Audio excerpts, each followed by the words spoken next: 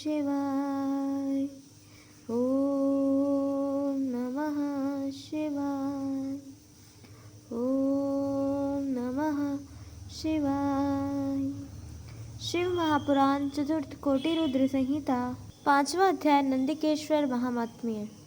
सूत जी बोले, इसी प्रकार कलेश्वर नामक सुंदर पर्वत पर नीलकंठ महेश्वर लिंग रूप में सर्वदा विद्यमान है, जिनके दर्शन और नीलकंठ नामक तीर्थ में स्नान करने से सारे पापों का नाश हो जाता है।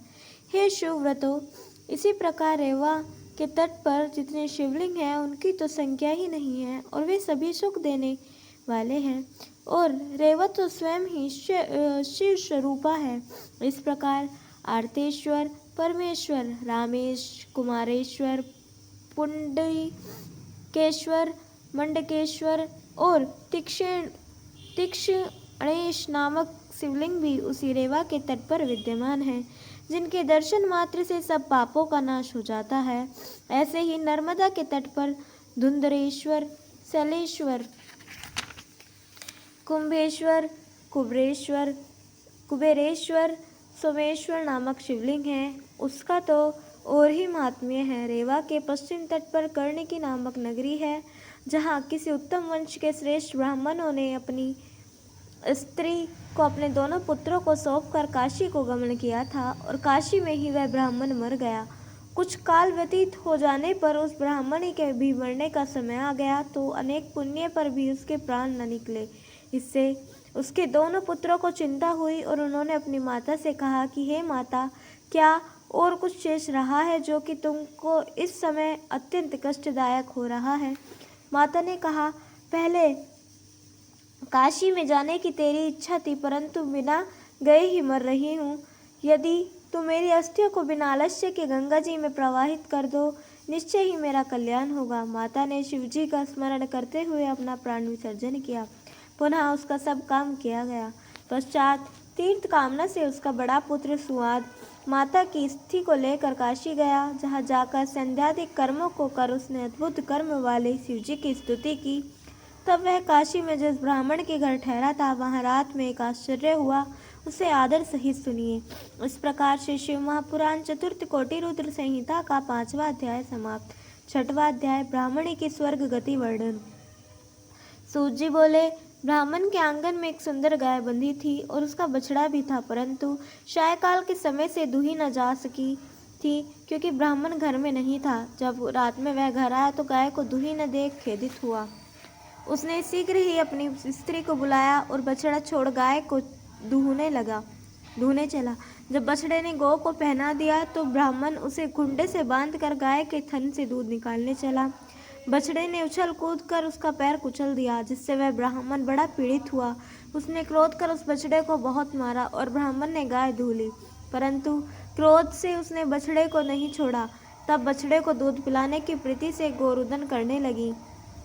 उसी समय अपनी माता को डकारते देख बछड़े ने कहा कि हे माता, तुम क्यों रोती हो? यह सुन गाय ने बछड़े से कहा, हे पुत्र, उस दुष्ट ने जो तुझे ताड़न दिया है, इसी कारण मैं दुखी हूँ। अपनी माता का वचन सुन बछड़े ने उसे समझाया कि अपनी माता से बोला, हम कर्मों से बंधे हैं, जैसा पहले कर चुके हैं वैसा आप भोगते हैं। अपने कर्मों से ही सुख और दुख होता है, इस कारण तू चिंता ना कर। तब गाय अपने पुत्र के इस प्रकार ज्ञानपूर्ण वचनों को सुन पुत्र शोक से व्याकुल और दीन हुई। यह वाक्य बोली कि हे वत्स, मेरा दुख तो तब जाएगा जब वैसा ही दुख ब्राह्मण को हो। हे पुत्र, प्रातः काल में उसे अपने सींगों से ऐसा मारूंगी कि जिससे उसके शीघ्र ही विदर्ण हो, वह तत्काल ही अपने प्राण त्याग देगा। इसमें कोई संदेह नहीं है। बछड़े ने कहा, नहीं, यह कदापि नहीं होना चाहिए, क्योंकि एक तो पहले ही न जाने ऐसा कौन सा दुष्कर्म किया है जिसका फल अब भोग रही हो, फिर अब ब्राह्मण हत्या कर फल पाओगी। गौ ने कहा, यह जानते हुए भी कि माया मुझे नहीं छोड़ रही है, तेरे इस दुख के बदले में उसे घोर दुख दूंगी। फिर उस ब्रह्म हत्या के लिए मैं उस स्थान को जाऊंगी जिसे मैंने देखा है, वह ब्रह्म हत्या से मुक्त हो जाऊंगी। तब माता के ऐसे वचनों को सुनकर बछड़ा मौन हो गया और कुछ नहीं कहा। हे मुनीश्वरों, उन दोनों माता पुत्र की वार्ता सुनकर उस यात्री ब्राह्मण को बड़ा आश्चर्य हुआ, और वह सोचने लगा कि अब इस अद्भुत समाचार को प्रातः काल देख कर ही जाऊंगा। तब ब्रह्म हत्या विनाशक स्थान को भी देखूंगा। प्रातः होने पर उस ग्रह का स्वामी उठा और ब्राह्मण को जगाने लगा और बोला कि पूर्ण प्रातः काल हो गया, अब अपनी यात्रा करो और जहाँ तुम्हारी इच्छा जाने की हो उस देश को जाओ। पथिक ने कहा, मेरे और मेरे सेवक के शरीर में कुछ पीड़ा है, इसे आज थोड़ा समय ठहर कर जाऊंगा। ब्राह्मण कुछ न बोला और स्वयं कहीं जाने के विचार से अपने पुत्र को बुला उसे गाय धोने को कहकर चला गया। पुत्र ने उठकर गाय धोने को बछड़ा खोला। उसके पुत्र ने बछड़ा को खोलकर जो गाय के आगे ले जाकर बांधा, तो गाय ने अपने सींगों से उस पर ऐसी संघातिक चोट की कि वह पृथ्वी पर गिरकर तत्काल ही मर गया। यह देख उसकी माता चिल्लाकर पुत्र शोक से घोर विलाप करने लगी। लोगों ने दौड़कर ब्राह्मण को बुलाया। ब्रह्मणी ने क्रोध हो गाय को खूंटे से खोल दिया और कहा, इस गाय को लेकर क्या करेंगे।